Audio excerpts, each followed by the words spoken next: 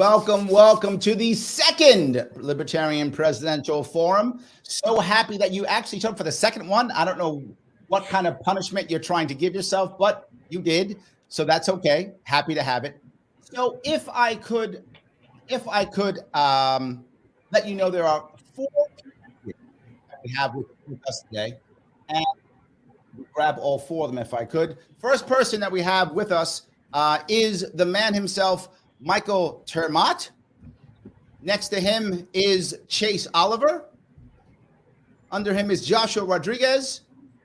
And then Lars Mapstead. Same four people from our last presidential forum, but we are very lucky to have today independent political commentator, independent reporter, amazing person, friend of mine. So happy she has given us a few moments of her time today. The one, the only host of the Kim Iversen Show, Kim Iversen. Thank you for coming, Kim. Thank you. Thanks for having me. I'm excited about this. Absolutely. So what I want to do is I want to give every one of you 2 minutes to open so you can chat and let people know what you want to do. We'll go about 2 minutes. We're going to start this time with Chase Oliver. Chase, if you could please go ahead. So first and foremost, thank you for inviting all of us to this chance to speak to potential delegates and voters in the Libertarian Party. My name is Chase Oliver. I'm a candidate for president, and the reason why I want to be a candidate for president is because I know I can bring our national prominence, or the party to national prominence. The reason why I know this is because I've already done this. Last year, in the most high-profile U.S. Senate race, I forced the candidates to have a runoff, and in doing so, created national news and attention for the Libertarian Party and the Libertarian message.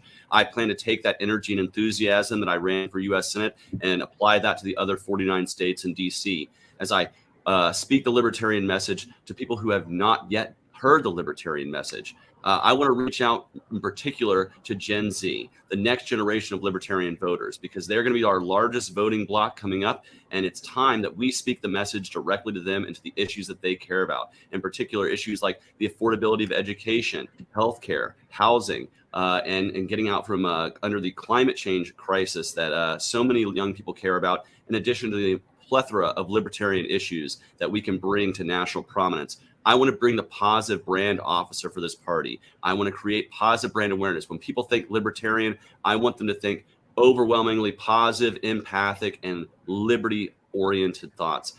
For too long, we've had the slander that we are selfish or that we are somehow don't care about other people. And as a libertarian candidate, I plan to shatter those expectations, to challenge duopoly with a positive message that isn't about partisan mudslinging or hyper-partisanship or culture wars. I believe in a ceasefire to the culture war, just like I believe in a ceasefire to actual wars, drug wars, and all the other wars that the government tries to oppress upon us. So if you want to support me, go to my website, votechaseoliver.com, and I look forward to speaking with the other candidates and hearing from you, the voters, as I travel across the country. Thank you very much. Look at that, under 2 minutes. Very impressive, Chase. Outstanding. If I could now head, if you don't mind, over to Mr. Joshua Rodriguez. Please, you have 2 minutes. Hey, guys. Larry, thanks for having me. I'm glad to be here. Kim, thanks for participating this time around. My name's Joshua Rodriguez. I'm a candidate for President of the United States. I'm like the first person of color in the United States under the Libertarian banner, and I'm absolutely happy to be here. As a millennial candidate and a scientist, this opportunity is just a great time for me. I enjoy these types of things. I enjoy being a part of the community. After the Parkland shooting in 2018, I participated in Jefferson County School Safety Task Force. When the lockdowns happened with COVID, I participated in the Jefferson Food Security Task Force, and my nonprofit for half a decade delivered 5,000 pounds of food to the community in the time of need. I understand affordable housing. I understand the issues with related to our youth. Gen Zs are probably the number one topic to talk about. But today we're going to be talking a lot about global issues. Libertarians strongly believe in ending war. My mission is to end war, cure cancer, and unite our global world towards peace. It's not a naive idea at all. It's something that I'm very passionate about. So I'm very thankful to be here today and the opportunity to talk about global politics. And back to you, Larry. Awesome. Again, under 2 minutes. You guys are getting good at this. I like that. Excellent. So let me go, if I could, to Mike Termott. Please go ahead. 2 minutes. Thanks, Larry. Thanks, Kim. My campaign represents a stark departure from other libertarian campaigns, past or present, and that's for two reasons. Number one, I have a very different strategic vision. I believe we must lead with a policy platform of the very most transformational ideas. I'm running what I call the Gold New Deal, a bold proposal to reimagine the relationship between the government that we will tolerate and us as American citizens. Our government has gone off the rails. And Americans, I believe, are more ready than ever before to listen to a plan for institutional level change. And number two, I'm a different type of candidate. When I talk about reforming the criminal justice system, it's not merely from the perspective of being an activist. I did 11 and a half years in the real world as a pro-reform police officer in my second career. I saw up close and personal the damage that our government's war on drugs does to people and to communities. And I know too the fundamental changes that we must make in how we manage police officers and other officers in law enforcement to move our culture in a better direction, more in line with our society's values. When I talk about restricting the size and scope of the government, it's also not merely from the perspective of an activist. I did 2 decades in the real world as a professional economist in my first career, trained in the Austrian school. I worked as a banker. I was a White House economist. I was a free market advocate for many years in Washington. I was a university professor of economics. I was a successful entrepreneur, all before becoming a police officer as a second career. So if you want an activist full of platitudes and aspirations, you can have your pick. But if you want the real deal, I would encourage everyone to check out MikeTremont.com. Thanks. Wow, right at 2 minutes. You guys are really good at this. Lars, tough act to follow. All three of those guys under 2 minutes. On you, my friend. Go ahead, 2 minutes. Thank you, Larry. Have any of you ever faced financial struggles? Like many of you, I have experienced the challenges of growing up poor. In fact, I grew up without electricity and an outhouse. However, I transformed my life by being an early adopter of the internet, mastering marketing, and embracing my entrepreneurial spirit. Today, I stand before you as the founder of numerous successful businesses, including Friend Finder Networks, which had over 600 employees doing over $350 million in annual revenue. I never planned to enter politics, but witnessing our government becoming increasingly authoritarian and hypocritical, I could no longer idly sit by. I'm honored to be part of this discussion today, and I firmly believe that I'm the best choice for 3 reasons. 1, grow the party. 2, support local candidates. And 3, raise money from excited donors. Join me in the Lars 24 challenge to register Libertarian voters and double the size of our party. We must support local candidates. But how? As a successful entrepreneur, I know the answer: money. Our goal is to amplify the message of liberty, and to do so, we must focus on fundraising. I'm building Go Gold, a platform to support all Libertarian candidates' fundraising. Beyond bold messaging, we need bold action. I aim to put us on the map in 2024 by winning an electoral vote for our party. This electoral vote would finally grant the Libertarian Party the national legitimacy it deserves. As your presidential candidate, I will use my social media marketing expertise to reach more people with our message than any of my competitors. I want to share the same success and opportunities I found with all Americans. Let's unite to make the Libertarian Party a powerful force, demonstrating that individual liberty, limited government, and free markets are the keys to a prosperous future for everyone. I'm Lars Mapstead, and with your support, I promise to put libertarians on the map in 2024. Very impressive. Everybody under 2 minutes. Nicely done. I appreciate it. I hope that the audience was able to get that. And if you are watching or listening now, do me a favor, help us grow this by clicking that like button. I know it sounds very internet-y, but it is. We want more people to actually do this. So please click the like button. And if you happen to be watching this on Twitter, please retweet this right now while we're into it so that people can see it, jump on board, and keep watching this. It does matter. Retweeting and liking is important. So I want to begin the first question on, I think, one of the biggest things that's happening to us right now in American foreign policy, and that's the conflict now in Ukraine. I don't know if you want to call it a war or a conflict, or however you want to deal with that issue. Right now, we're in it. And I know that most of us libertarians, we would have never been in it. But we're there now. We are there. We're in it.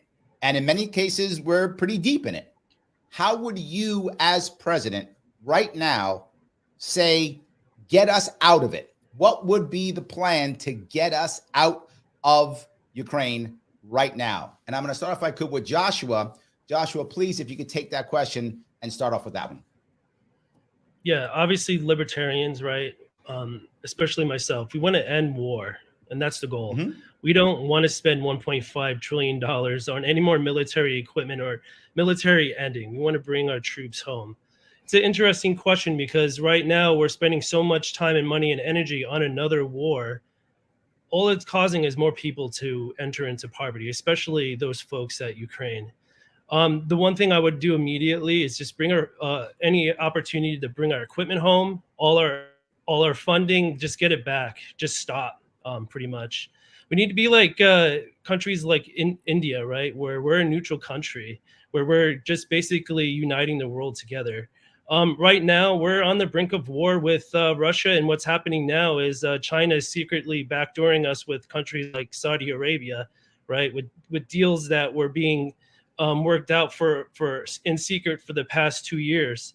And so BRICS is getting stronger, and now we have to deal with United States currency faulting. There's a big war on the United States, and it's becoming scary. So if I understand what you're saying basically just stop bringing stuff home. That's it.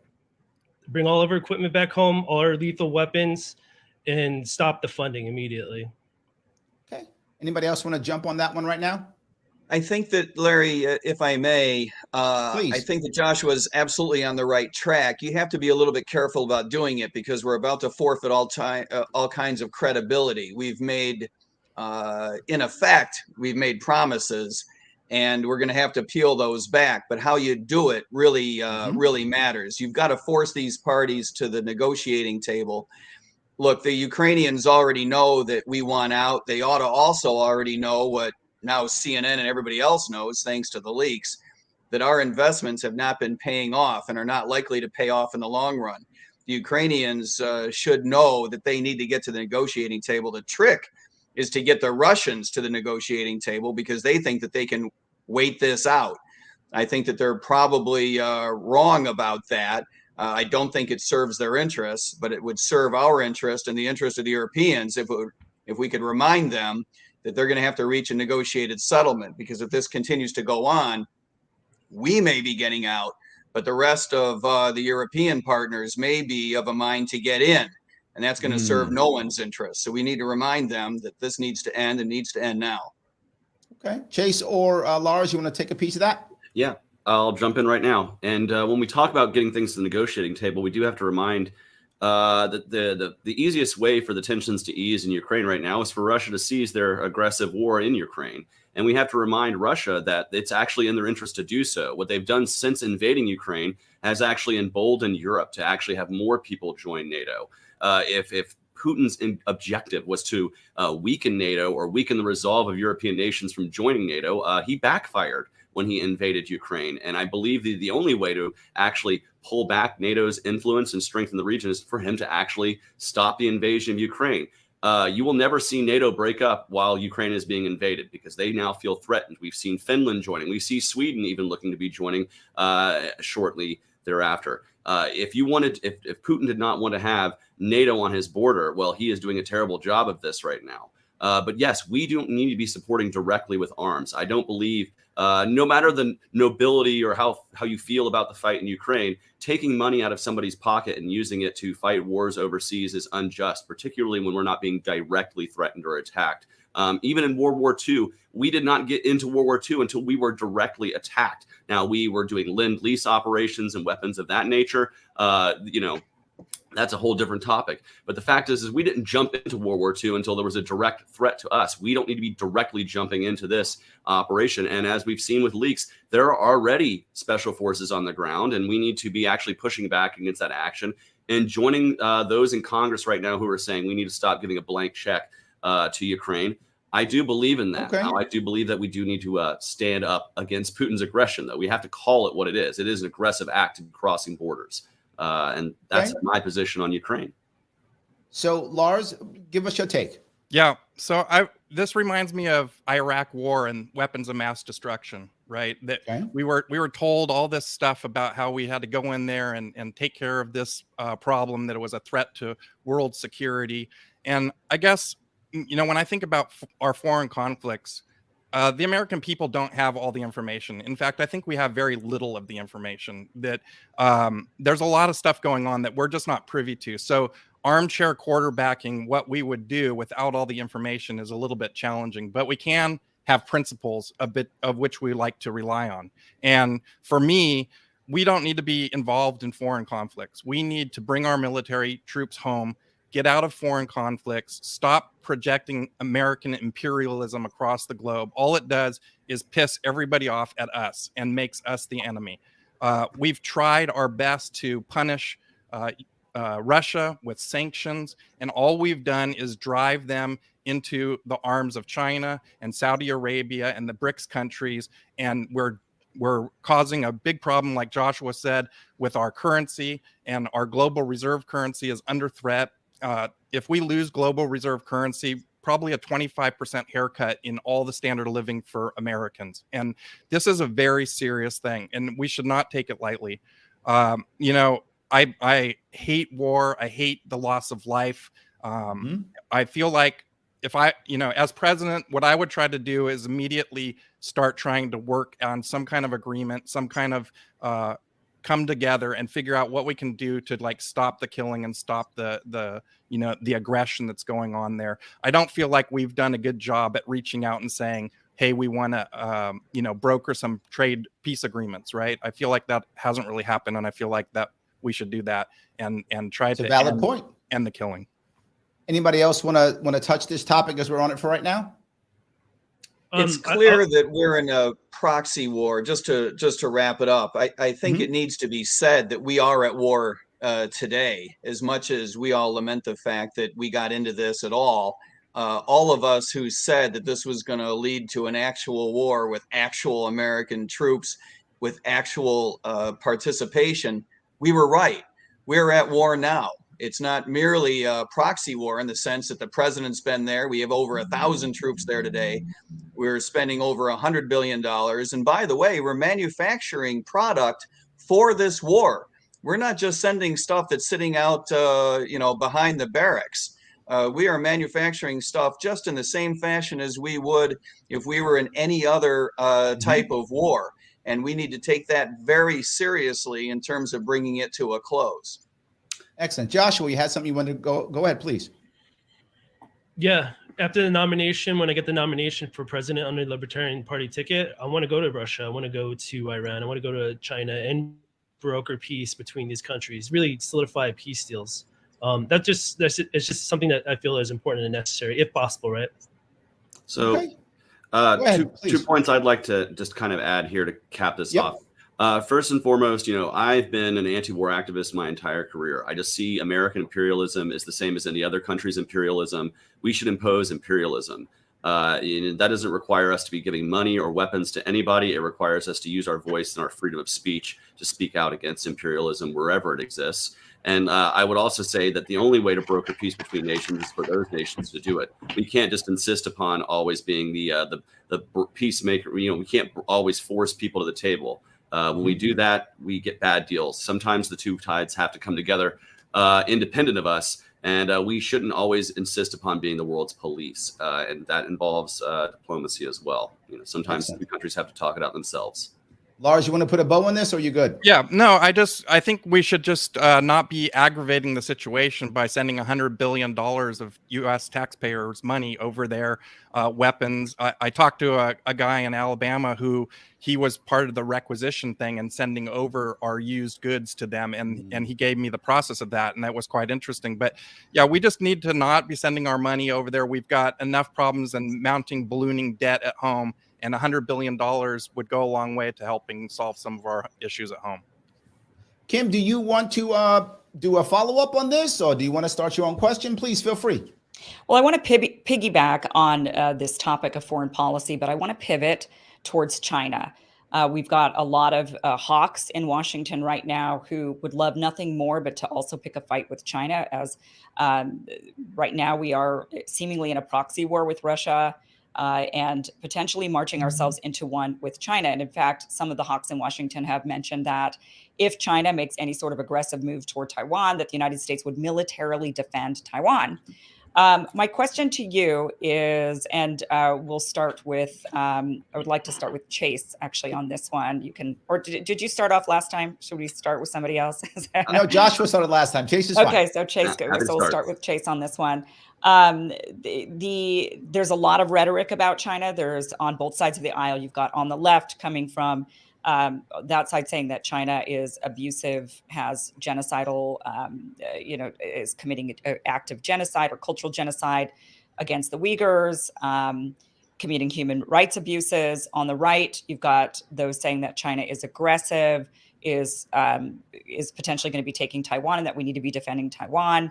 The question is, what threat do you, if any, do you think China actually poses to the United States? And if China does pose a threat of some kind to the United States, what action do you think, as Commander-in-Chief, is appropriate? So if we're talking like a military threat, I still believe we have the world's most powerful and strong military. I think we can defend ourselves just fine from China or anyone else. But if we talk about where China is a threat, economically they're a threat. And that's because they've gone around the world making economic ties. They've been going around and spreading their foreign policy, not at the barrel of a gun necessarily, but more using marketplace and trade. And maybe that's something we should actually be doing. Maybe we should be emulating that and seeking to invest in free trade around the world with partners, and instead of forcing our will at the barrel of a gun and being the world's policeman. I think that's something we can absolutely speak to. Now, speaking to the human rights abuses in China, we can naturally, I don't believe we should go to war over what's going on in China. We can speak out about what's going on in China. We can demand that people rise up in China and free their own country. That's one of the, we're not going to support that stuff. That's not our job. It's not our job to free the world. It's people's jobs to free themselves. Like, we can't force democracy at the barrel of a gun. We saw this in Iraq. We tried to export democracy. We try to export democracy to Afghanistan. Tell me if those investments have paid off, or if we think that that's a worthy use of our time, our money, our blood, and our treasure. It's not. But what we can do is we can start investing in free trade around the world, and we can be the economic powerhouse that stands up to a China that abuses its citizens. We can be, with a libertarian free trade foreign policy, and one that's rooted in human rights and dignity, we can show the world what the alternative to an autocratic, communistic kind of trade policy looks like from China. We can be the beacon of freedom around the world without having to go to war with the world. And I think that's something I sincerely, I believe in that kind of stuff. I believe that our marketplace potential outweighs our military potential in terms of being able to change the world for the positive. And again, I think we need to maybe emulate what China's been doing and investing in those relationships around the world without using the barrel of a gun, but instead saying, how can we increase trade with you as a partner? I think that's a much better path to be taking than a military path with China. Let's compete with them economically. Okay. So then I'll pass that off to, we'll go ahead with Lars. Oh, that's great. Thank you. I feel like it's not really a big threat. I think that America always likes to have some person to point as the bad guy, and China happens to be the people that they're pointing at right now. Trump put a lot of trade restrictions on China. That was one of his answers to what they were doing to us. And I think that is exactly the wrong thing to do. And the reason why is, I go back a little bit, and I think about the Berlin Wall. And the Berlin Wall, everybody was afraid. When I was a kid, I was afraid of duck and cover under the desk because the nuclear bombs were going to fall from Russia. And then the Berlin Wall fell, and a lot of people weren't expecting that to happen. And why did the Berlin Wall fall? Well, the Berlin Wall fell because economics dictated that people were fed up with living the way that they were living, and they wanted a better future for themselves. And so they made that happen. And I believe the same thing can happen in China. People see what we have. We need to lead by example. We need to tell the other countries and just show them that we're the best option. I'm not afraid of China. I'm not afraid of China taking over Taiwan. They also want what's best for their people. Obviously they have authoritarian problems and they do have a lot of issues with harming their own people, but they also have a belief that their system is the best for them. And let's let it play out. Let's compete against them economically and show that we're the better option. Okay, let's go ahead with Joshua. Yeah, thank you. I think the fact that Taiwan can't defend themselves, is problematic, right? China has said that they want to be prepared to invade Taiwan in the year 2027. Right now, China is dealing with a youth unemployment issue. Kids don't have jobs, and so right now that's the main focus, especially for their president. We have allies that we have lost under Trump's administration with South Korea. Right now, we have Japan in the region as well. And so when smaller countries can't defend themselves, they make partnerships, and partnerships like the United States are important, and we're an ally. I strongly believe we made promises with South Korea and Taiwan, so we have to really uphold those promises. And so, like my colleagues were saying,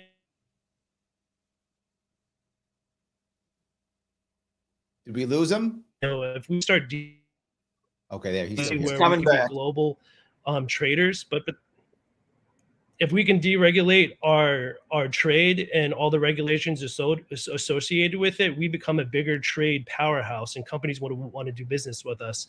Right now, we're competing with India and China, and so they're getting a little bit more dominance with countries like Russia, Saudi Arabia, huge appeal within India, and so our allies are going somewhere else, and so it's a very complex issue. But we made promises, and at some point we're going to have to stick to them in a sense, but we're going to have to do it in a different way. All right, and Mike. Yeah, I think we get most of China policy wrong in the United States. My colleagues are nipping at the heels of some of the problems here.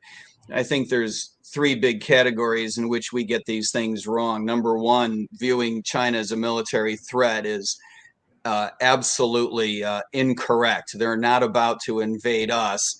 The reason we're so afraid of them is because they want to project their own military power throughout the Pacific, and specifically Taiwan. And the reason we care about that is because we've made the mistake of signaling for 20 years and longer that we would protect Taiwan. And now we've got all this investment internationally and American in Taiwan.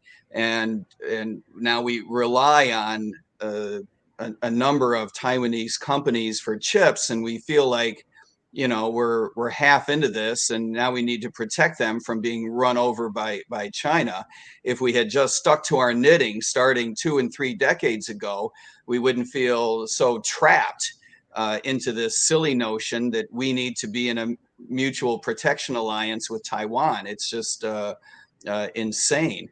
The other thing that we get wrong is this notion that we're in some big economic competition with China.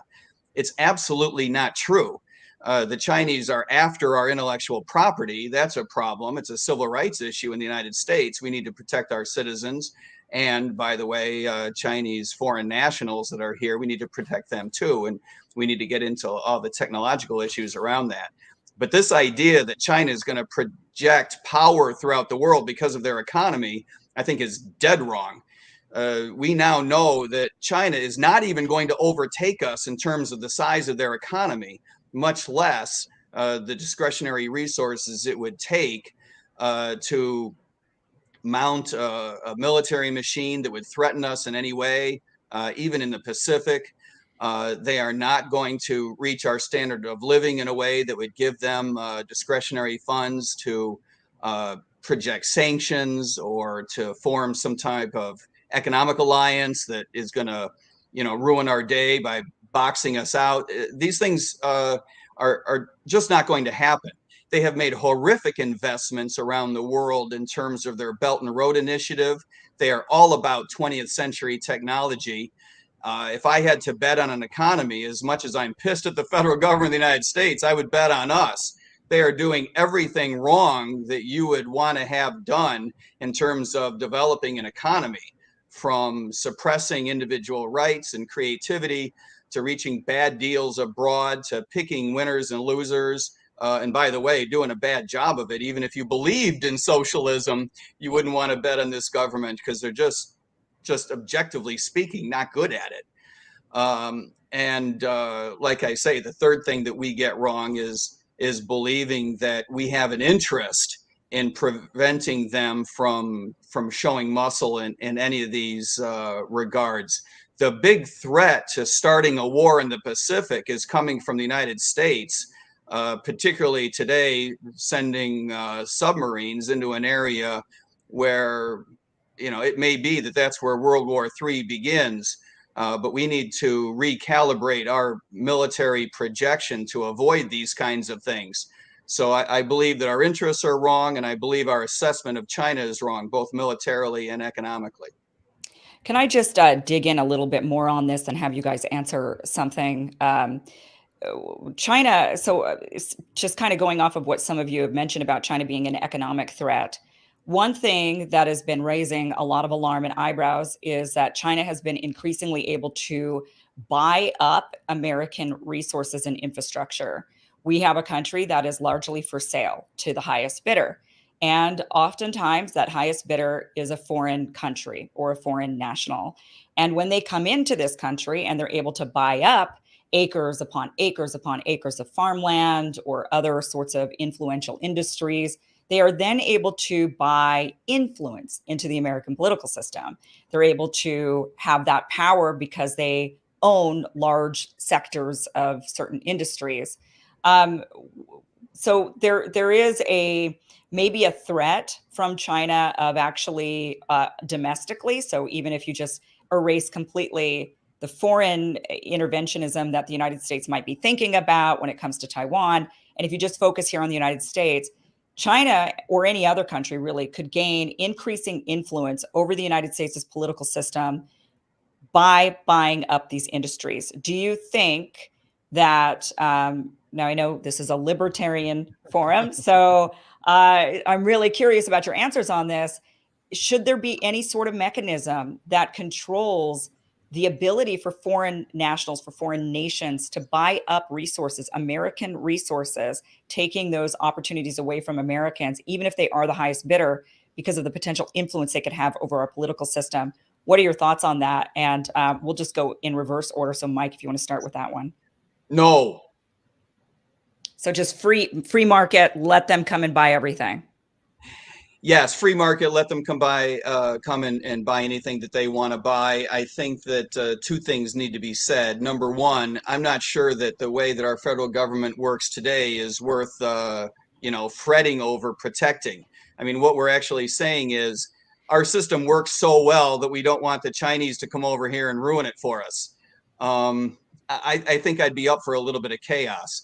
But the other thing that needs to be said is that as much as we can all connect those dots, I'd like to actually see that in action, because most of what it is that they want to get done, they can get done electronically from Beijing, right?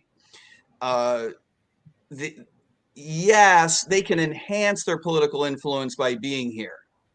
By the way, just parenthetically, we already do this more than anybody else, probably by a factor of 50 around the world. Whoever is in second place in terms of doing as much of it as we do, they are at least one and probably two orders of magnitude behind us. It's a little rich for us to be criticizing others in terms of trying to exert influence over a political process. I'd like to see it in action and worry about it as we see it play out. I do believe that we need to talk about the technological issues that are going to come up. Let's move on from this one. I'm sorry. I don't mean to cut you off, Mike, but I want to get some more questions. Yeah. So let's go. We'll talk about tech next. Yep. Okay, so this would be Joshua then. Just quickly answer this on what do you want to do about foreign control over our resources? Something or nothing? From a libertarian point of view, the free market, that's going to be extremely important. If we're pursuing peace in a way, we should have a great relationship with countries like China. I know India is having issues with Pakistan right now, and so one of their strategies is to develop in India, right? Countries do that. it might be a conspiratory idea that China's buying up newspapers and manipulating the media, right? Or taking in all our recyclable goods, including precious metals like steel, and now they own the steel market in the whole entire world, right? So, of course, those things are going to be tricky and happening. It's just that you need a president like myself, who's a scientific-minded person who understands what's going on in the world, why countries are doing what they're doing, and then you can combat it with the free market trade. Okay. So then I think it's Lars. Yep. So trade wars lead to real wars. And, this isolationism, I wouldn't want to be prevented from buying companies in other countries. And if we start limiting China or limiting other countries from being able to do business with America, then they're going to retaliate against us back. And when we do that, we end up becoming we create North Korea essentially, because we isolate people so much that they're walled off from the rest of the world, and then they just hate everyone. And then we end up with people with nuclear weapons that want to like bomb us because they're so pissed off at our policies. We just need to let the free market work, and that free market will bring freedom to people. And we got to stop using authoritarian systems to like push down on everybody in the world that we don't agree with. China does not allow you to buy in China. They don't have a free market, so it isn't reciprocal. But yeah, what do you... I mean, there are stocks that you can buy, that you can invest there. Of course, they're through other metrics than directly through their stock exchange. But you can own companies that are Chinese-owned companies. And Chase. And I think the case is that we should be encouraging breakdown of trade barriers between American businesses and China. I think we should be able to invest in China just as we allow them to invest in us. But if we put up those barriers, if we put up the wall to trade, we're never going to break down the barrier with China for allowing American businesses to invest in China as they invest all over the world. We should be encouraging free trade, because when we're trading with people, we're not blowing other people up. We don't like to shoot our trading partners. We like to trade with them. We like to get things from them and give things to them, and vice versa. And so I think the route to world peace is through free trade. So yeah, allow Chinese firms to come and invest in the United States to see the wonderful bounty that our economy can provide, especially with trade. And you know what? Those Chinese businesses in China will actually be encouraging for those barriers to come down so that their American partners can then reciprocal and invest in China. That's the way to world peace, is through world free trade. So I see no reason for us to be putting up walls just because other people do. Our principles stand regardless of what China does. And libertarians stand for free trade and free markets. Excellent. Kim, are we good, Kim? Yeah. Awesome. I want to shift, if I could, into the petrodollar, if I may, right? We do know that across the world, America has had the petrodollar, which has helped us making the Fed, which I know so many libertarians love the Fed. I know we love the Fed so much, but we have a problem, and that is BRICS. And for anyone watching what BRICS is, that is the group of countries known as Brazil, Russia, India, China, and South Africa. And others are joining their organization as they try to create their own type of petrodollar or their own type of reserve currency. So as many libertarians are trying to end the idea of the Fed, you got people across the world trying to create their own Fed. How do we handle that, knowing that we don't like any of it, but the world's going deeper? What can we do, or what should be our policy, knowing that we don't want it, but it is happening? This is a massive challenge for America, the world, and for libertarians in general. Mike, you're chomping at the bit, but I'm sorry, I think it's Lars's turn. I'll go second on you because I know you want to go, Mike, but let me grab Lars if I could. Lars, go ahead. Tell me, what should we be doing with this challenging issue? Yeah. So I think we have to look at that first part of the petrodollar, petro. And essentially what this is an energy problem. We need to be energy independent. If we're energy independent, we don't have to rely on all these other countries to be trading oil. If we do better at our nuclear power, if we advance nuclear fusion and we can get unlimited energy for very cheap, a lot of the problems in the world disappear, because a lot of the problems in the world right now are centered around wars over energy and who controls the energy. And so I'd like to see us advance our technology so that we can escape this endless cycle of war over the petro. Of course, like I talked about, losing the reserve currency status is going to cost Americans dramatically. Probably 25% of our standard of living will evaporate overnight. Dollars will come flooding home. Inflation will be exploding, and people will have no idea. I mean, most people don't understand what the reserve currency status means to us, right? It is a really big thing. And this also leads into the digital cryptocurrency that the central bank digital currencies that they're trying to promote right now. Horrible authoritarian grabs, horrible affront to our liberties. It's basically spy currency. We need to be promoting currencies that are more decentralized, that are outside of any government control, so that the people are liberated and can drive our own economic freedom and our own economic advantages. Okay, great. Mike, go ahead. I know you were chomping at the bit. Go ahead. I think that this BRICS currency is the worst idea since AOC's Green New Deal. It's so bad, I actually thought maybe it was her office that came up with it. Ask any Greek or German, and he or she will tell you that the common currency in Europe was a bad idea. The rest of the Europeans are somewhere between head in the sand and thinking it's a good idea, neither one of which is the perfect answer, of course. These economies are very different. They have different energy profiles, oil in particular. And while they may all feel like buddies today, they will reach a point at which one of them has a greater interest in deflation or inflation than the other, and they'll be wed to a fixed rate currency. And that is going to be the doom. I think that we should be there ready to pick up the pieces. If they want to try this, they can knock themselves out. I wish them all the best because they're humans and they deserve better than to have knuckleheads with silly economic ideas shoving a common currency down their throat. The United States, just to exaggerate and illustrate the point, the United States would be better off with multiple currencies among our 50 states than these poor people will be with one unified currency. Having different currencies allows you to make adjustments automatically, is the way I believe it should be. You're right. I do think we need to get rid of the Federal Reserve System and go with a rules-based system. These adjustments need to be made automatically. But if you have a common currency, when one country needs an adjustment, they can't get the adjustment they need.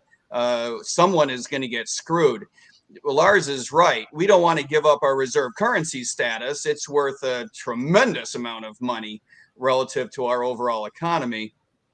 But I don't believe that BRICS is going to pose any threat whatsoever. Okay, good. Joshua, do you want to grab this?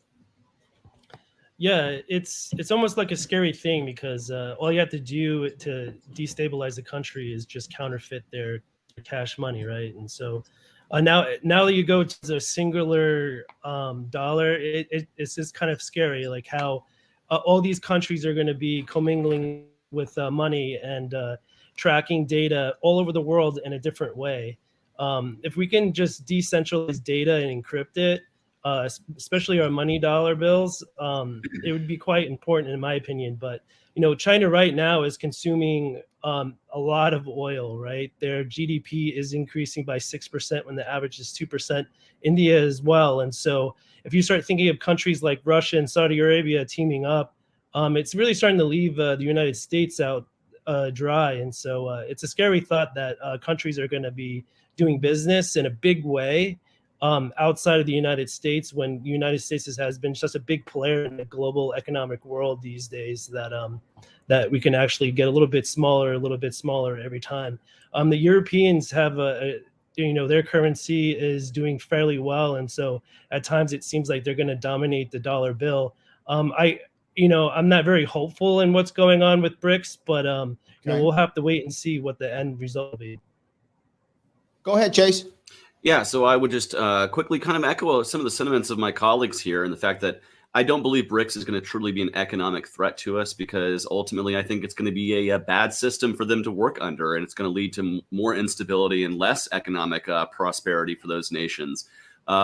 And ultimately, we're going to have to watch them fail because they're going to have to control their own destiny. We can't control and make those decisions for them. But what we can do is when there is that instability and ultimately when those fail, as Mike said, we get to pick up the pieces. And so do other nations that were smart enough to not be involved in that kind of a thing. And yeah, while we oppose, of course, the Fed here as well, just watching a foreign group try to create their own quasi-Fed as well is just kind of terrifying to watch. And like, we wish we could tell them, oh my God, this is the biggest mistake. Please join us in dismantling Central Reserve banking. But yeah, I'm not one who's very concerned about it taking over our dollar reserve status because ultimately I see it as kind of the worst kind of central planning that's just doomed to fail because it's not even one nation that's centrally planning as the United States is with the Fed. It's multiple nations with multiple interests, and they have multiple populations who are all going to be concerned about what's going on in their nation, not necessarily the others. And that could lead to stability within governments. You know, if a government acts with regard to BRICS but doesn't do what the people want, well, that can lead to a lot of uprising within governments and a lot of quick changing of governments. So I would just tell our international partners to be quite weary of what they're doing if I were president today. But of course, we're not president today. We have a president who's going to be absent on the issue and completely out to lunch as he has been for the last 2 years. So that's kind of wishful thinking there. I appreciate that. Lars, you want to jump in? Go ahead. Yeah, I just wanted to say that that just them trading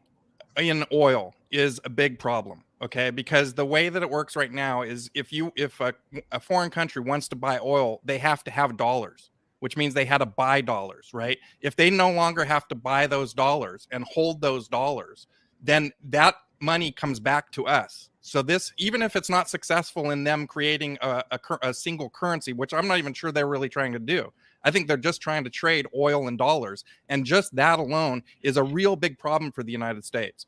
And like I said, we need to get to energy independence. But the good news is America has massive oil reserves under our own country. We're not tapping them. We're not using them, but we have massive oil reserves under our own country. Excellent. Kim, do you want to do a follow-up on this or do you want to take your own question? Either one? Well, something that's kind of along the same lines, I suppose. I just want to kind of get more into the CBDC issue.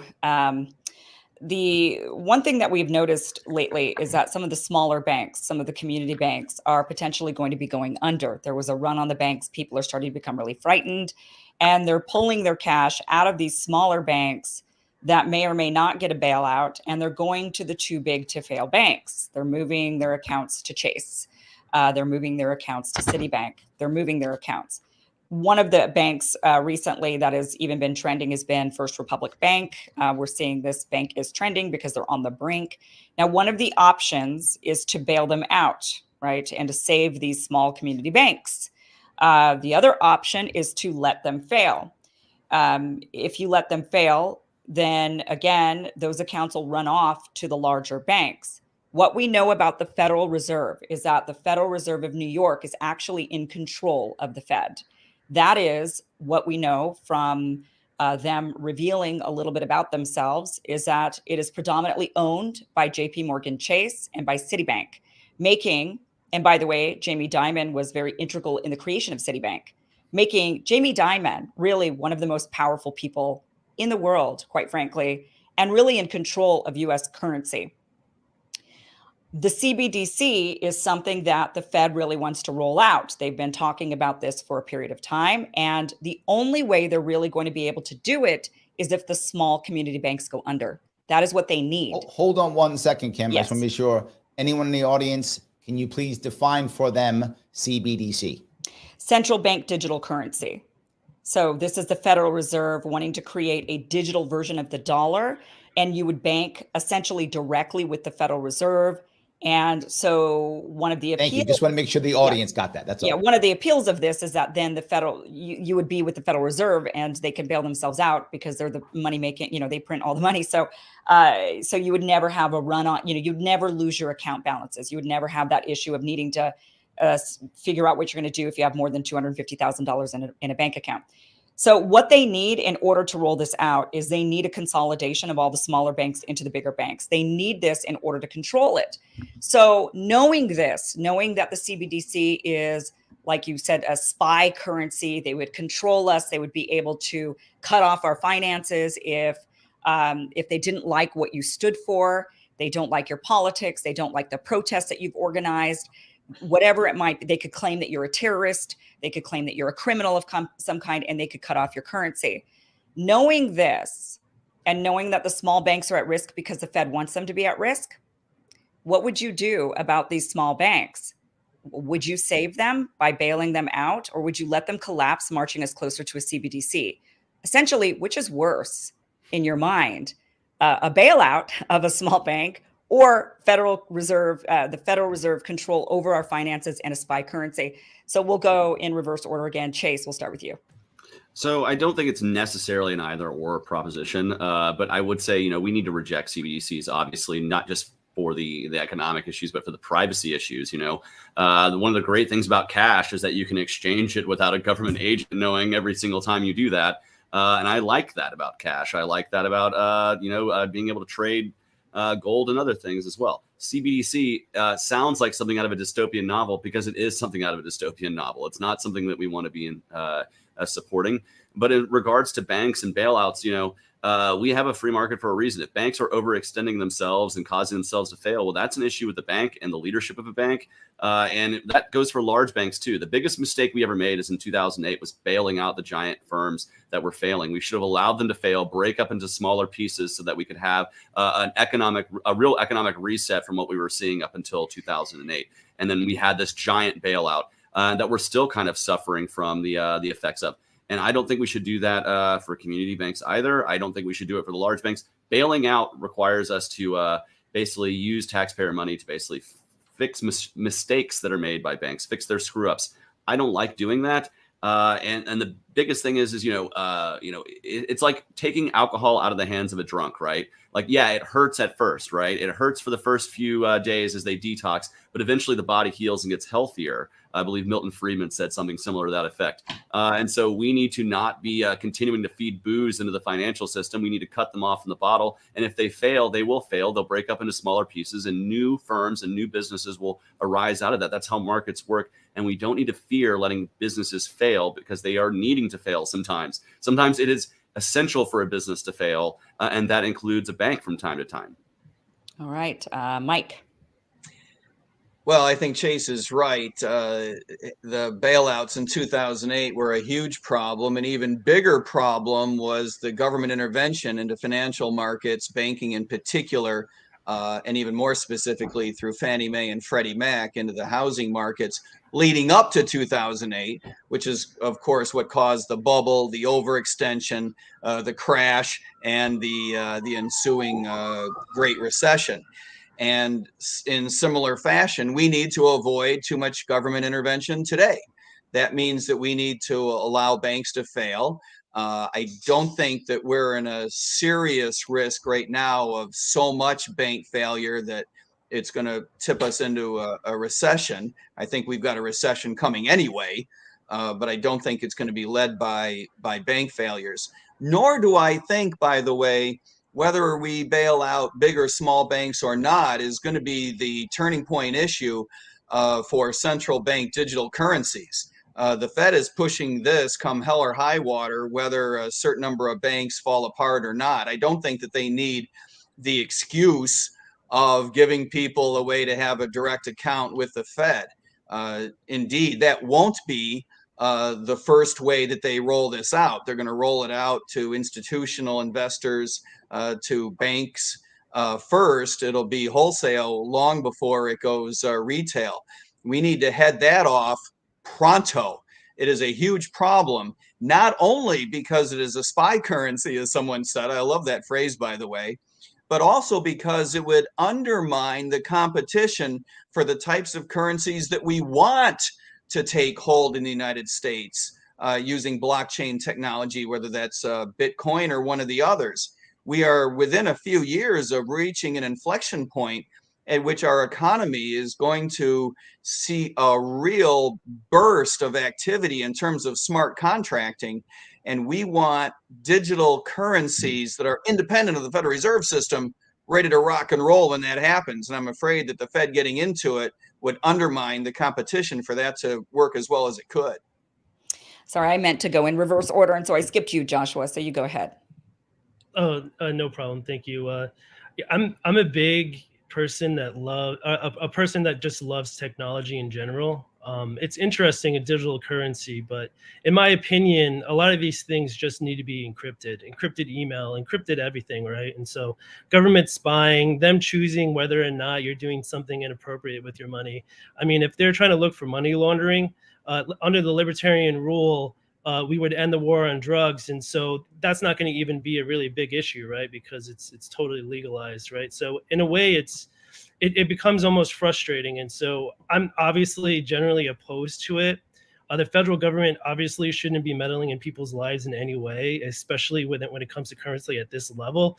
Cities can create public banks, states can create public banks if they want to. You don't need to even be worried about these little tiny banks taking your money. And so there's options, there's opportunities all over the place. It's tricky, right?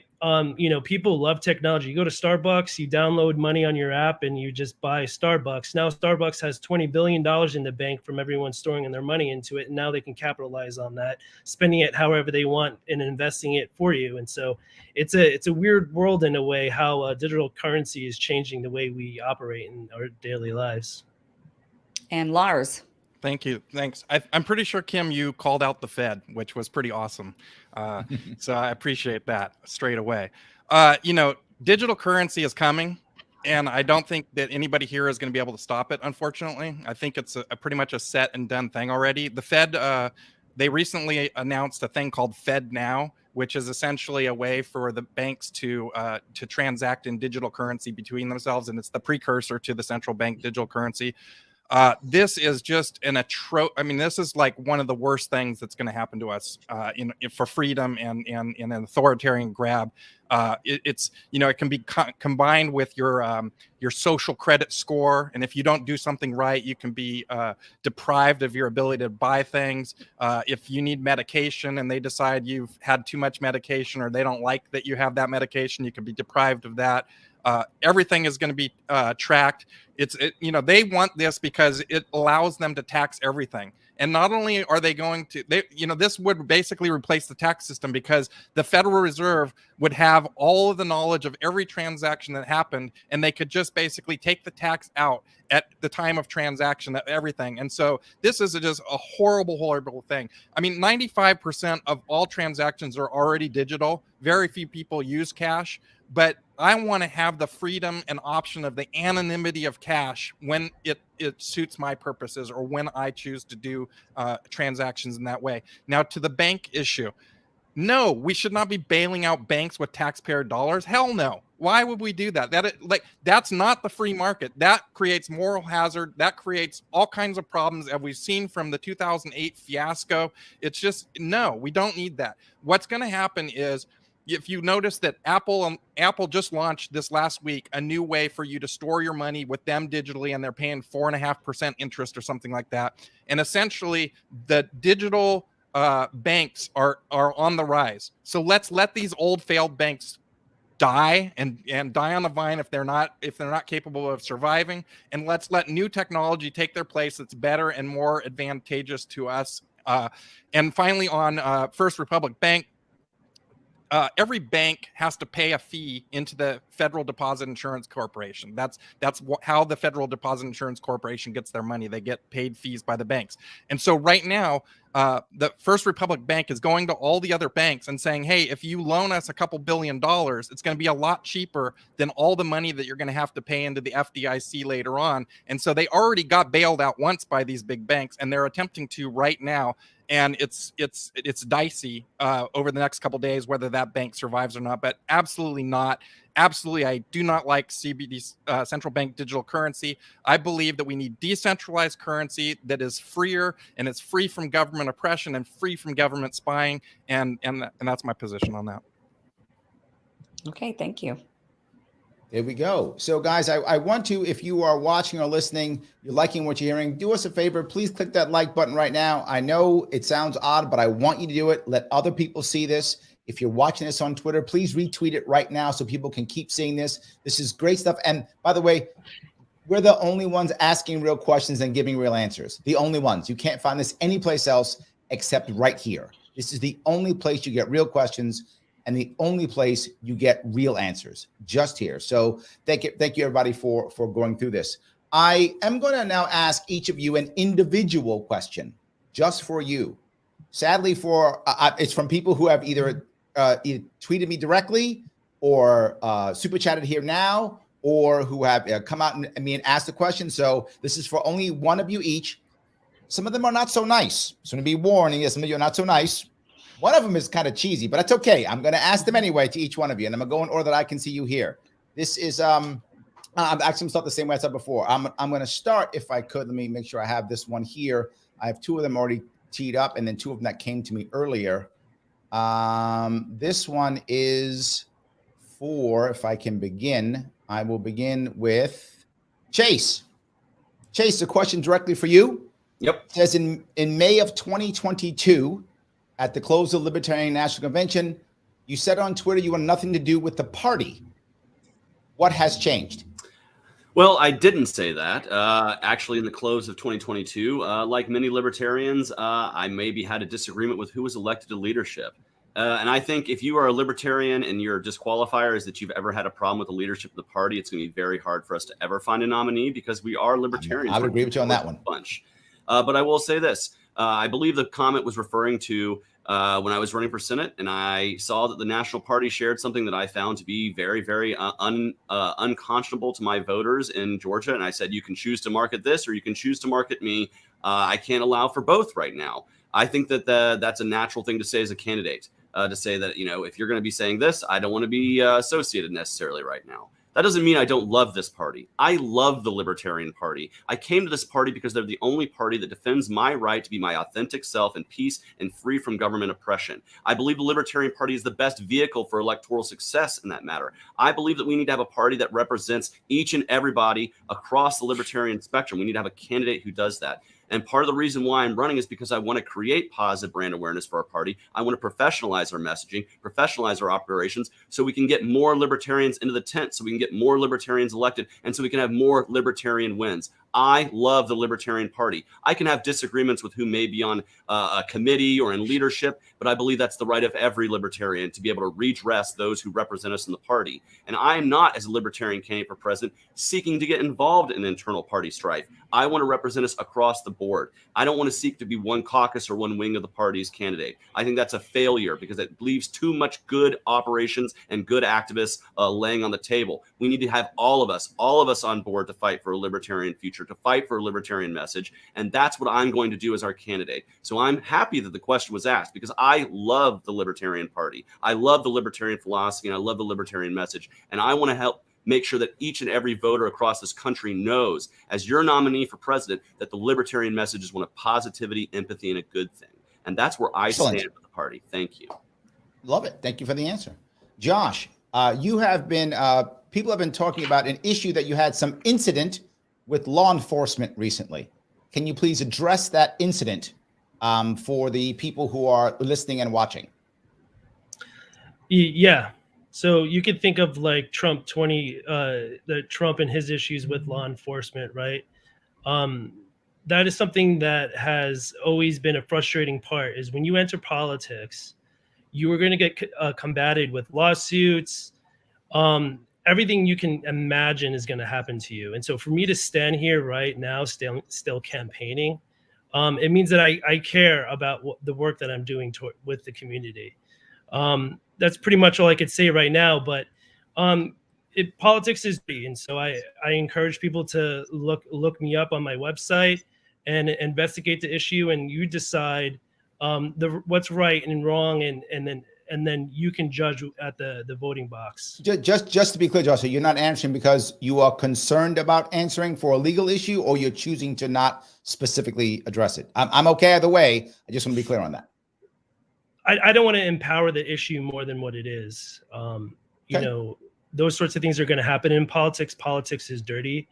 You know, even though we're sitting here, I'm a very high profile candidate. And so You know, it's just something that, you know, people are just going to have to spend time on and investigate and really look at the truth about these issues when it comes to politics. Okay.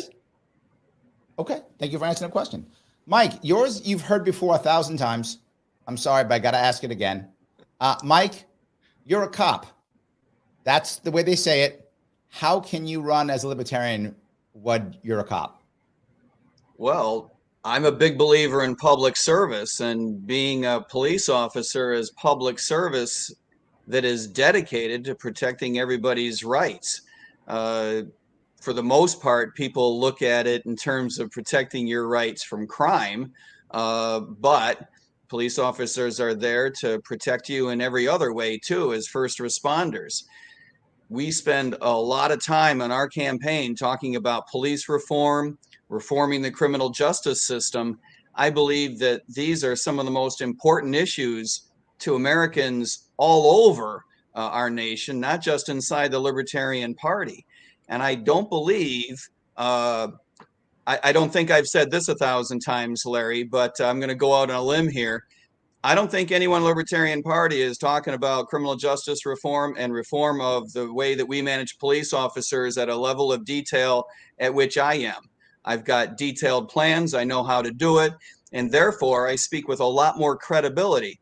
But another thing needs to be said, and that is that to go after reform, it doesn't help to be seen as blanket pro-cop all the time. I think that's a silly position. I don't think that Republicans are serious in this regard, saying, you know, back the blue in all cases. We all remember the Republican running for Senate in Arizona, who we all took to task for saying such a silly thing, but yet there were libertarians who were supporting him. I thought that was a dumb idea.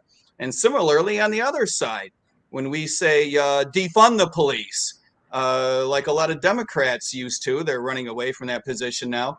That doesn't help reform either. Reform is hard work. It takes a position that is not just knee-jerk anti-cop or knee-jerk pro-cop. It takes expertise and credibility. And I speak with a lot more credibility when it comes to criminal justice reform than anybody else in our party, and I take this extremely seriously. Thank you. And lastly, Lars, yours is the easiest, not the easiest. Yours has the most landmines in it. Oh boy. Who was your favorite 2020 candidate? Spike Cohen, by far and away. I mean, well, he didn't run for president, though. Yeah, that's okay. He was my favorite candidate. I voted for Joe Jorgensen, Spike Cohen. I voted for Gary Johnson before that. I voted for Gary Johnson before that. I voted for Ron Paul before that. I voted for Ross Perot before that.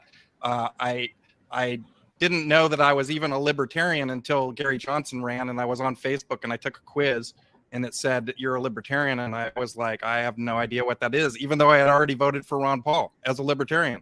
It didn't hit me that that was a party. I just wasn't a party person.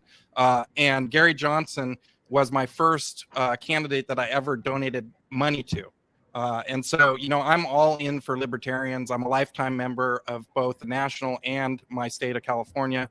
And I think that, you know, it's a really tough job to run for president. And I know that Spike did a lot of heavy lifting in the last months of the campaign. And I think he's just a fantastic person. I've met and spoke with Joe several times, and she's a great person and has a lot of good ideas. And so we just need to build on that momentum and get more members into the party through my Lars 24 challenge and raise more. That was a very political answer, Lars. Thank you so much for that. So yes. I like Lars' answer. Don't pick on Lars. Lars, that's a good answer. You stand up for that. That was a good answer. So I want to head on over to Kim. Kim, I did a couple of those personal ones. If you want to go ahead and grab either one of your own that you think, or if you want to grab them from the chat or whatever you think, please feel free. Well, here's the thing is that I do have a couple of questions that I still would like to throw at the group in general. One of them is, well, I don't know which one I should start with. I guess since we're kind of on this more general discussion at this moment. So in full disclosure, I'm not a libertarian. I'm not a member of the Libertarian Party. I'm libertarian-esque for sure. Mhm. And I think that as we've talked tonight, and I know in your last debate or last forum, you discussed a lot about the growing of the Libertarian Party. There are many of us who are libertarian-esque. There are many of us who share much of the same sentiments as libertarians and would like to know more, but our viewpoint of libertarians and the Libertarian Party is just no government interference in anything. It's just get rid of government everywhere. And that doesn't seem realistic, I think, to a lot of voters. A lot of voters feel like, well, we have to have some government. So I think the question, in an attempt to grow the party, in an attempt to attract more people so that it doesn't seem like a very, right, to many of us, it seems very radical, I guess, in a way, to say like no government intervention in anything, just 100% free market. So, or just free from government intrusion whatsoever. In an attempt to grow the party, how would you appeal to people who are like myself, who share many of the same sentiments with libertarians, but are just not ready to say, I'm a libertarian, I'm joining the Libertarian Party, here's some of my money to the candidates? So, Chase, did you want to start off with this one? Yeah, I want to say I have some experience with this. I've run for office twice, both for Congress and for U.S. Senate, and I've had many conversations with people who are not, diehard anarchist libertarians. I'm a minarchist myself, so I do believe there is some function for government. But oftentimes when we're talking about the libertarian philosophy and the libertarian message, we need to be able to both deliver to somebody the destination, the final destination, but also the pathway to get there. And many times people feel very attracted to the pathway to get there. And as they get on the train, they realize, hey, this is actually a really great direction that we're heading.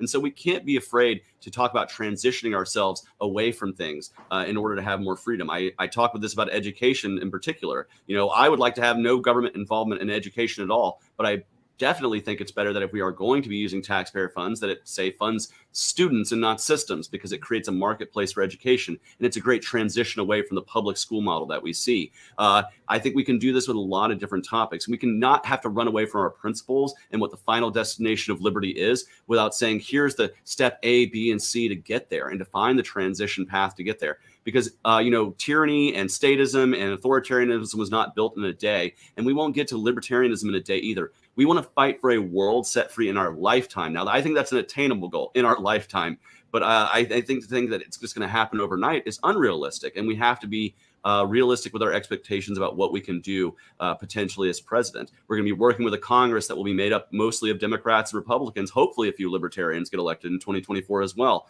But with that being said, we can't be afraid of saying, hey, just because you don't agree with the final destination doesn't mean you can't agree with the transition that we're making now to get us to be a more free world. And trust me, as you see this in action, you're going to want to keep going in that direction with us. We cannot be afraid to do that.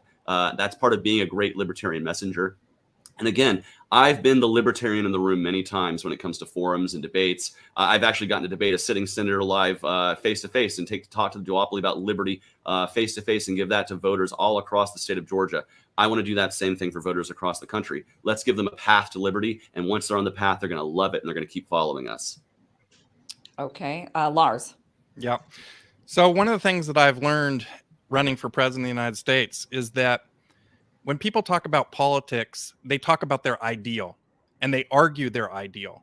But the reality is that the ideal rarely happens, that we all compromise, that is what our whole system is about. That is why we have so many elected officials, so that we can come to a consensus.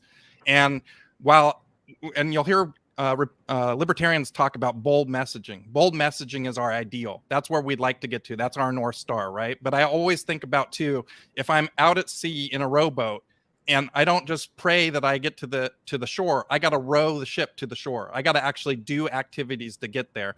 And to your point, I spent a lot of time on social media. I reached 23 million people on my social media account in the last year. I've talked to literally thousands of them about libertarian ideas. And like one of the things that I sell people on is taxation. And the way that I bring everybody in on taxation is I say, I don't think there's anybody in America today that believes that we spend our money that the government takes from us wisely and efficiently. Can we all agree that we could spend it better, that we could, put it to better use than we do right now? And so I think there is incremental steps that need to be taken before we get to that North Star. We still need the bold messaging to let everybody know that that's where we would like to go. I'm not an anarchist. I believe that we need government. One of the things that people talk about all the time, if you say end taxes, the first thing that they say is, what about my roads? My roads.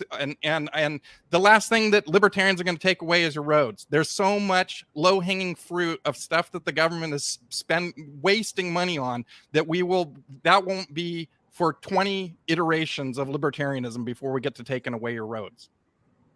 But you would take away the roads? No, I would not take away the roads. Okay, Mike. No, I'm not going to take away your roads, Kim. For one thing, we'd have to get more government financing for a warehouse in which to store your roads, and it would get really weird really quick. So some of these solutions just don't work. I liked the answers that we heard from Lars and Chase both. Look, leadership matters. The North Star matters. So we cannot back down from putting our principles out there and showing the direction in which we want to go. But your question is really important. How are you going to bring a lot of other Americans along? The truth of the matter is that the reason we have such a big opportunity in 2024 is because Republicans are sick of the Republican Party, the Democrats are sick of the Democratic Party, and the independents are much more open to the idea of a third party than ever before. And that's because the parties stink. And it's not just because their leadership stinks, which it does, by the way, which creates an opportunity for us. But it's all, and we shouldn't just gloss over that. I mean, just pointing out that their leadership is horrific and divisive and going in the wrong direction is worth pointing out. But having said that, I believe that we need to lead with policy. And the reason for that is because both of the major parties have drifted away from what used to be their party principles in the past. The Republican Party is not fiscally conservative. It's just not. The Democratic Party is not anti-war. It hasn't been for a long. There's probably a lot of people listening that think, why would you even say that it's not? Of course it's not. Well, because, a long time ago, it wanted to position itself as such. Neither party adheres to what used to be its primary agenda. All they want to do now is keep the other party out of power. That's where authoritarianism comes from. That's un-American. That's what we need to stand up against.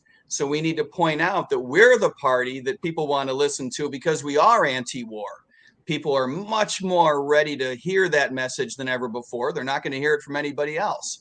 We're the party that points out that we need fundamental change in our monetary policy. Inflation doesn't just grow on a tree. We need to make institutional level changes. And the reason our federal government is going bankrupt is because we have bad systems in place and we need to make deep, fundamental, systemic changes. You're not going to hear that from anybody else, but if you listen to us, we have a last chance, maybe, nearing the last chance to right the ship and prevent our federal government from going bankrupt. And Joshua. Yeah, I think a lot of what I hear is, we want to have libertarians be more mainstream and more popular and more appealing. But personally, I embrace the idea of anarchism, right? If I say I want to abolish the law enforcement, abolish police, I get the black vote. If I want to abolish ICE, I'm going to say that I get the Latinx vote, right? When I say I'm a millennial, I get the millennial vote. When I say I'm a scientist and environmentalist, I get the Gen Z vote.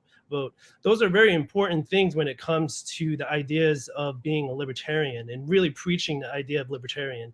Right now, India deregulating trade, their GDP growth is 6%.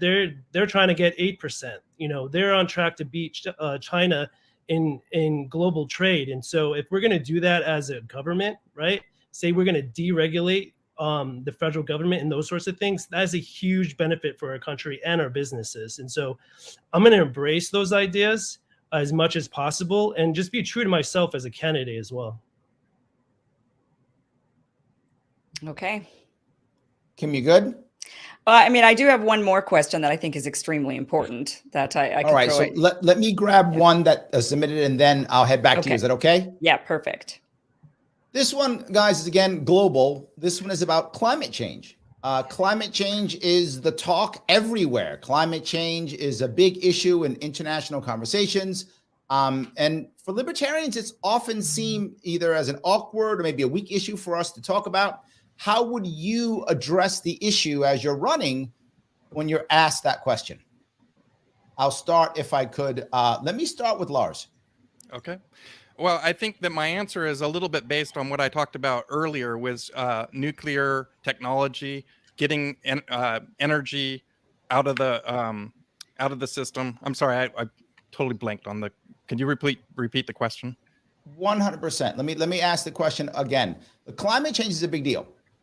Internationally, people talk about it all the time. You're going to get questions on climate change.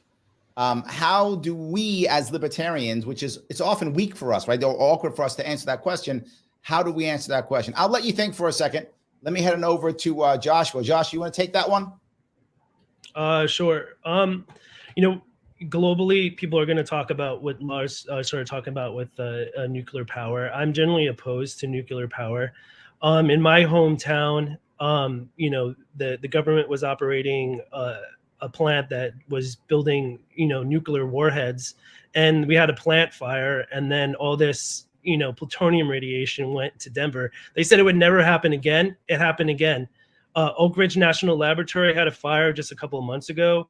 Japan just said, hey, we don't know how to, they had a nuclear meltdown at one of their plants a while ago. And they were like, we don't know how to dispose of this nuclear waste. And so they just dumped 1 million gallons of nuclear waste right into the ocean. And so it's becoming a little bit difficult to manage globally, right? If you just take, for example, the Philippines, when they had a tsunami, 5 million people got displaced. Fast forward to that now, what would be the population that would get displaced under those conditions? And so when we start thinking of our borders in the South with South America, who knows how people are going to get displaced and why? It's a very complex issue. People want to do electric vehicles. They're just interested in general with technology and how to automate healthcare and, use technology in a different way. If we embrace it, we can do it.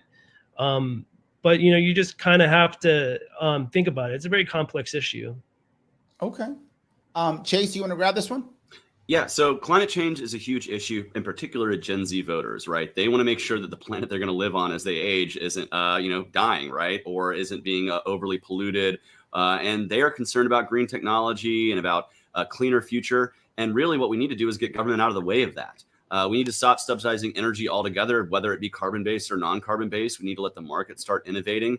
And that's how we're going to free ourselves. The best way we can do that is to get ourselves away from the innovators. Government should not be the people who are in charge of creating the green innovations that are going to save us in the future.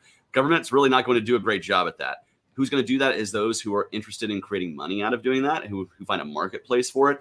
And then as we see, as we create these new innovations here in the United States, we see some of the best technologies in the world are emerging, including nuclear technology, wind, solar, geothermal, all these different ways to power a world that are free from carbon. You're going to start seeing emerging economies start to adopt them over time as well. And we are going to be primed at the pump if we get government out of the way for us to have a whole group of innovators to be able to export that technology all over the world and really clean up the world. And that is what young people want. They want to grow up in a world that's going to be free, clean, and available to live in. And it doesn't matter how free we are from government if the world is dying and there's nothing to live on. So the best way to do that is, of course, get the innovators away from government regulators, get the energy industry away from our government hand trying to artificially move the market, and allow for these technologies to flourish and to be exported all over the world. I sincerely believe in a clean future. And I know that based on the marketplace, if you just look at the money that's made in electric cars or in solar technology for your roof, these are emerging markets that are going to be the dominant technologies in 10 and 20 years if we get government out of the way of it. And so I think a great way we can speak to Gen Z is to speak to these climate change issues and speak to green technology being done privately away from government. Here we go. Mike, you want to take this one? Yeah, climate change is obviously a huge issue. I don't believe it's true that solar and wind are going to play a major role in the future. They are absolutely more expensive than fossil fuels. The only reason they've played such a role to date is because of government interventionism, which parenthetically, is actually holding back private industry from developing the technologies that we do need to develop to power the future. We need to be allowing technologies to compete at a level playing field without subsidies or penalties. I think that probably means, and my opinion on this, should be absolutely worth nothing, right? It should be completely up to the technology developers. But my guess is that if we allowed a level playing field, the solar ideas and wind ideas would go away. Fossil fuels would play the role that we need them to play for another generation or two. In the long run, the solution is absolutely nuclear. I don't think there's any doubt about that. We need to learn how to do it safely, to Joshua's point. But to Lars's point, that is where the end game needs to go. The only way we can get there is to get government out of the way. There are going to be huge resources required to develop these technologies. And by the way, that's only half the story. The other half of the story is everything that we have to do to retrofit our lifestyles to the changes in climate. Not all of that is merely energy. There are different housing solutions, different transportation solutions, everything from seawalls to hydration to moving water, moving crops, moving people, immigration. There's a whole host of issues that require such huge movement of resources, such huge decisions. These can't possibly be made in an efficient manner under government auspices. And for this reason, it's absolutely doubly important to get the government out of the way. Here we go. Lars, you want to wrap this up? Yeah. So thanks for letting me gather my thoughts. I wanted to talk about thorium reactors, thorium salt reactors. There's a whole bunch of new nuclear technology that's coming out, and I'm super passionate about nuclear fusion. As I said, that would be a game changer for humanity, as great as the discovery of fire. It would absolutely change the game for humanity across the board. Climate change. Look, unfortunately, climate change has become politicized. It has become almost a culture war issue. It's like you're either on one side or the other side. And I don't believe that climate change is a hoax. I also don't believe that the world is going to burn to the ground in 10 years, right? And the reason that that's the case is when I was a kid in the 70s, they told me that we would have no gasoline left by the year 2000, that we'd all be walking because gas would be gone. And lo and behold, technology solved that problem, and we now have more oil in the ground than we did when I was a kid and they told me we weren't going to have any. So I believe that the solution to climate change is through technology, and we should get out of the way and let technology move forward. We should be pushing and allowing technology to solve this climate change problem. There we go. There we go. So, Kim, do you want to grab another question, and then maybe we'll, after that, let them wrap it up with closing statements? Yeah, this question actually goes well with the last question. So I hear most of you, or if not all of you, saying, get out of the way, let the technology innovate, let the innovators innovate, and government should get out of the way. Do you share that same feeling when it comes to AI? Recently, there were many of the innovators, the best innovators in our country, including Elon Musk, Steve Wozniak, and 1,800 others signed a letter sounding the alarm, saying that at the rapid rate that AI is developing, it would be potentially an existential threat to humanity, that the power of AI is being consolidated into the hands of very few, think Bill Gates. And when you give somebody that kind of power, and we're not talking, we're used to kind of low-level AI. These guys that are innovators, they're thinking way ahead. They're thinking of high-level AI development, and they're saying it's happening rapidly, and that we need to halt the development of AI, of certain AI. They're not talking about ChatGPT. They're talking about beyond that, for at least 6 months to allow regulation to catch up to AI, to ensure humanity's survival, to ensure that we're not going to be controlled by one single person who has all the AI, or that AI is learning so fast, it's learned how to lie to human beings. In one test, they got it to cure some disease, and then they reversed it and asked, they said, can you extend a human's life? And the AI did that, gave them a formula of how to extend a human's life. And then they did the reverse and said, can you shorten a human's life? And it did it. It actually came up with a chemical weapon. So we're talking about something that could really be weaponized against humanity. It could be consolidated to the hands of the few. We could be looking at a new form of monarchy where a king is somebody like Bill Gates. Do you want to rein in and at least regulate to some form, in some way, AI development before it potentially becomes a major humanitarian threat? And we'll start with Lars. All right. So I don't think AI is a threat. When the internet came out, everybody wanted to regulate the internet. They were like, we need to clamp down on this. It might take off and do weird things. And no, there's not an issue with this. You also have to follow the money. Elon Musk, while he's talking out one side of his mouth and saying that he wants to stop AI development, he's launching AI companies left and right. So he's. Oh no, did I drop out? I still Keep hear going. you. We can hear Okay. you. So my video died. So anyway, he's talking out the side of his mouth. I'm not concerned about it. Artificial. Oh, he's on a good run there too. Skynet got him. Yeah, I think, Mike, we'll just go to you. Okay, thanks. If there is an idea out there that's worse than the BRICS currency, it's the idea of regulating AI. This could be the worst political intervention into technology since the development of the pyramids. We do not want the great satanic interventionism that could end humanity battling against the other great technological advancement that we also believe could end humanity. This is the battle of dopey titans. No, we do not want government intervention into AI. For one thing, as a practical matter, they just couldn't do it. The most that any government could do would be to either drive it offshore or underground. So on practical grounds, I rule this silly. But on the grounds of innovation, on the grounds of leading to solutions that we all want, I believe that Lars is absolutely on the right track. And I'm glad to see him back so he can finish his thoughts. He's absolutely on the right track. We need AI to develop going forward. And indeed, if anyone is going to be able to put guardrails on the development of AI, it's going to be other AI developers.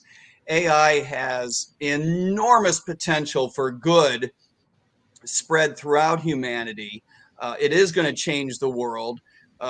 Before the end of this century, AI is going to help us do everything from, yes, as you said, Kim, extending the life of humans to developing new technologies and helping us with these other ideas that we've been arguing about. Well, we're all on the same page. We're not arguing. We're arguing with Democrats and Republicans, like green energy and what to do about technological innovation, what to do about foreign policy. AI is going to help us absolutely everywhere. It's going to make our economy much, much more efficient, save money, and help escalate our standard of living.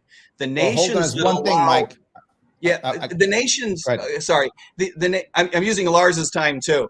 I was about to say that, so that's how I was going to wrap you up. All right, the nations that learn to let AI go are the ones that are going to most prosper.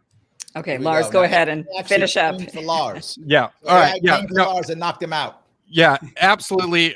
We need to not regulate AI. That whoever is doing AI the most and advancing that is going to own it, just like the internet was owned by America, and we've led the course on that. The one thing that is concerning with AI is that it is going to put millions of people out of work, and so hopefully we'll be able to replace those jobs with new ways of working. But yeah, no, I'm a fan of AI. I think it's going to be transformational for humanity. All right, Chase. Yeah, and I just think it's kind of silly for those folks who signed that letter to think that somehow in 6 months government's going to come up with a regulatory answer to a technology that's emerging and moving so fast that we can't even keep track of it, much less government regulators. Government regulators can barely regulate technology that's 20 or 30 or 50 years old. So the idea that they're just going to somehow magically have the answer to solve the AI issue is pure fantasy from whoever signed that letter. And again, like Lars said, Elon Musk himself is investing in AI while bad-mouthing at another forum. So The truth is AI is an emerging technology, and yes, that can be scary to some people who don't like change or who see like the worst in all of things. But honestly, usually when we develop new technology and innovations, it improves the human condition and improves our lives. And just like the internet, as Lars said, this could be the very same thing with AI. So no, I'm actually not scared. I'm hopeful for AI. I think it's great that we have so many AI platforms, including the fun ones like ChatGPT that we get to have fun with. I had it write a Nirvana song about Starbucks coffee a few weeks ago. But yeah, so I'm not scared of emerging technology. I think emerging technology will actually help set us free and free ourselves, just like the internet freed up technology and the ability for us to have access to media and information outside of the major media networks and outside of the official narratives. It allows us to be intellectually curious. AI can be much of the same liberation for us and for humanity. So I think it's a good thing. And those who scare it, they just want to be able to have regulatory power for themselves and for their own industries so they can control those industries, just like everybody who calls for government regulation throughout history. It's to keep the strong and the elite and the big companies in charge, and it squeezes out the small and the middle size firms. And I believe this would be no different than calls for regulation from the uber rich calling for regulation of AI. All right, Joshua. Yeah, I'm on the fence, right? We're talking about artificial intelligence, algorithms, machine learning, and quantum computers all wrapped up in one bundle. Companies would love to use it, right? But you can't put proprietary information into a system that can basically go turn around and steal it and use it for whatever reason it wants to. And so there's some sort of security level risk associated with this particular piece of technology. And so I know Facebook, your experience is all AI, so it's interesting how even social media can change in a short period of time. And you put little kids on a platform like TikTok that's run by artificial intelligence. It almost seems scary that you could just put in brainwash these U.S. children and then make them do the opposite of what the country needs to do in a productive way. So it can definitely be dangerous in multiple ways. So I do share people's concerns, but right now a ghostwriter, right, made a song using Drake's voice and it went super mega viral. And so there's a beauty in artificial intelligence that I appreciate. And so if people go and just say, hey, stop, let's cut the ties that pull the cord. I think that we're going to be missing something very special. And so it's a love-hate relationship for me. But in short, I think we should just let it be free as long as we can. Okay. Kim, are you good? Yeah. Yep. All right. So look, if you're listening or watching, please do me a favor, click that like button. And if you're watching on Twitter, please retweet this right now. It does matter. It's very important that people see this. This is the only place you're getting real questions and real answers, and for candidates who are not afraid to actually answer a question without dodging, actually answering a question, real issues that are affecting us to this day. If you care about this, I know you do, retweet this on Twitter, click that like button, share it in groups, let people know this is happening. It really does matter. Kim, please do me a favor. Tell us what you're doing coming up here. Give us the 411 on what you're doing. Yeah, so I have a nightly show on Rumble. It's actually coming up here in just less than a half an hour. So so we do have to wrap this up so I could go and do my show. But it is live Monday through Friday on Rumble, 6 p.m. Pacific, 9 p.m. Eastern. It's an hour long, have a lot of great subjects. Tonight, we are going to be talking about more facts that have come out showing that the U.S. bombing of Nord Stream pipeline is that Cy Hirsch reported on. There's actually more facts, more evidence to back that up. And also Roger Waters he was canceled in Germany for criticizing Israel. There's some updates to that case. So we're going to be talking about a lot of interesting things on tonight's show and every night. So thank you. Absolutely. So happy. And if you can also follow her on Twitter, if you want to, at Kim Iversen Show. Is that right? Did I get that right? Yes, that's it. Yep. Kim Iversen Show. You can follow her there on Kim Iversen Show. And I'll pop it up right here for those of you to see. Kim, good for you, by the way, for pursuing that Cy Hirsch story. He is exactly right, and that is as important a story as you'll find all year. Good for you for pursuing that. Yeah, thank you. This is why we love Kim. She's an independent journalist, and she does the right stuff. That's why we're so happy to have her. Kim, if you want to take off now, I understand. We're going to do all we're going to do right now is we're going to do their closing statements. So feel free if you want to take off, or you can stand by and hang out with us. We're happy to have you. I'm going to listen. I would like to hear what you guys have to say as your closings. Excellent. Thank you. Closing statements. I'm going to ask you each to do about 90 seconds, if you could, to wrap this up. About 90 seconds for your closing statements, and then we'll wrap this up. If we could start this with Mike, if you don't mind, we'll go Mike. Then we'll go right now that I can see. We'll go Mike, Chase, Lars, Joshua. Mike, go ahead. Super. 90 seconds. Thanks, Larry. Thanks, Kim. Look, my campaign represents a stark departure from other libertarian campaigns and certainly from other campaigns and other parties. When I talk about capping federal spending, for example, it's based, and by that I mean it's based on experience in the Office of Management and Budget in the White House. When I talk about hardening our currency, it's based. By that I mean it's based on the experience of meeting with the Federal Reserve Board in the boardroom itself, the experience of conducting research that was publicly referenced by the Federal Reserve Chairman, the experience of writing about electronic currency for publication when the idea was first getting off the ground years ago. When I talk about police reform and ending the horrifically counterproductive drug prohibition, it too is based on the experience of seeing lives ruined and communities destroyed by black markets and the world's most oppressive criminal justice system. This is what you'll learn on the road as a police officer. If you want real reform, institutional level change, an end to the war on drugs, an end to the war on poverty, if you want to stop America's war on the world, if you want to end the FBI, end the IRS, end the rest of the federal bureaucracy, and yes, as Larry points out, if you want to end the Fed, then I'm your guy. See MikeTremont.com. There we go. Thank you so much, Mike. Chase, do you want to grab that, pop up here next?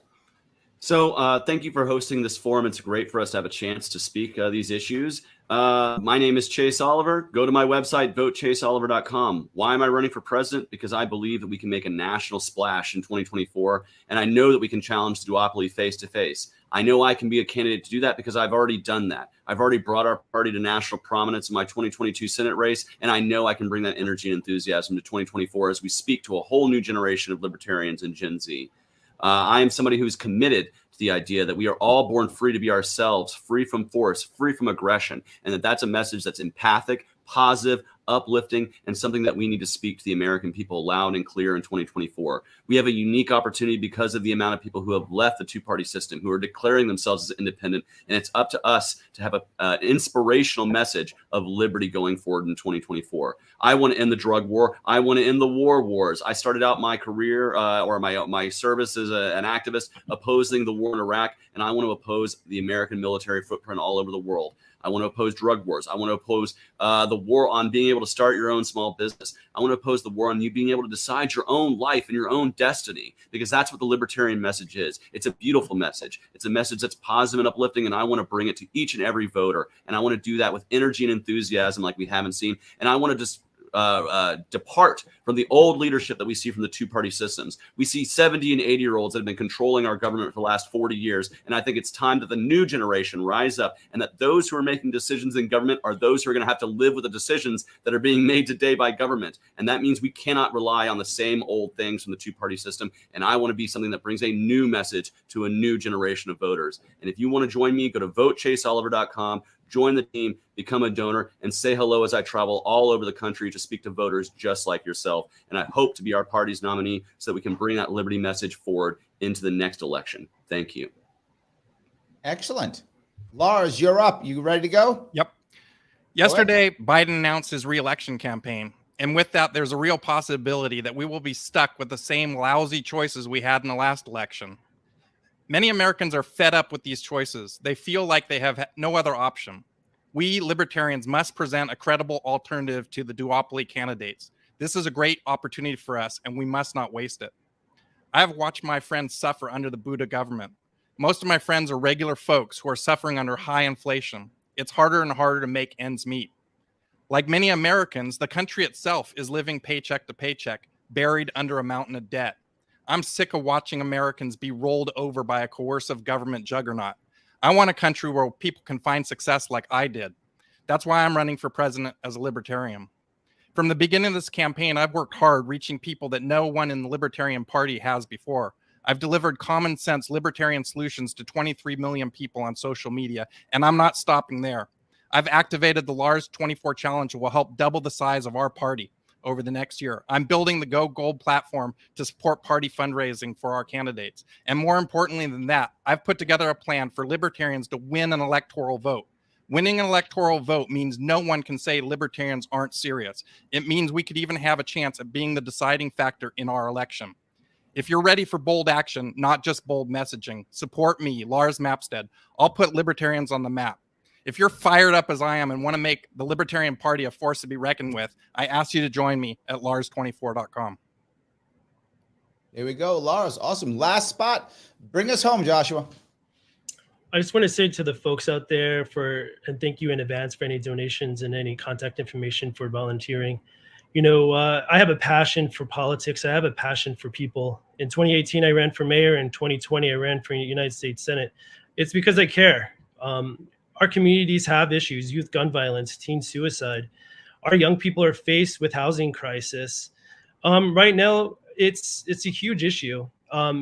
It's so many issues wrapped up in a bundle that I myself, as a millennial candidate, as a future leader, we're going to have to deal with this, whether I'm president or not. Our communities are struggling, and it's a hard place out there. So what we need to do is focus really on the details when it comes to our community, really get involved at every level possible. Right now, we might not be able to get to be president, have a president pick on the election ballot in New York City, right? We are in a huge fight politically with Democrats and Republicans. Our laws are changing, not for the better, for the worse. And so when you want to hire a libertarian, we're really fighting to roll back those bureaucratic policies and really putting the power back into the people. And that's my main message. Become a libertarian, become an independent, and help fight. Back to you, Larry. There we go. Thank you, guys. Everyone, I want to say thank you so much. Kim, any final words before we wrap up? No, this was great. Thank you so much. Thank you for helping those of us who are libertarian-esque understand better your positions. And definitely in this country, we need to break up the duopoly. We need independent, we need third-party candidates. So I absolutely am thrilled for this type of forum to help educate people, to bring more people into awareness. We have more independents in this country than we've had, than we have currently of Republicans and Democrats. So there is a wide open base out there to be that's up for grabs for a third party. And these types of forums are definitely the way to help bring awareness and to potentially bring people into the libertarian fold. So thank you so much for inviting me to be a part of this. Absolutely. So everyone watching and listening, please note you can go to the show notes that we have on YouTube and also on Facebook to follow any of these people here, see what they're doing, check them out, support the candidates if you want to, support Kim's show. It's awesome. Thank you so much for giving me and giving us a couple hours of your evening. I will see you all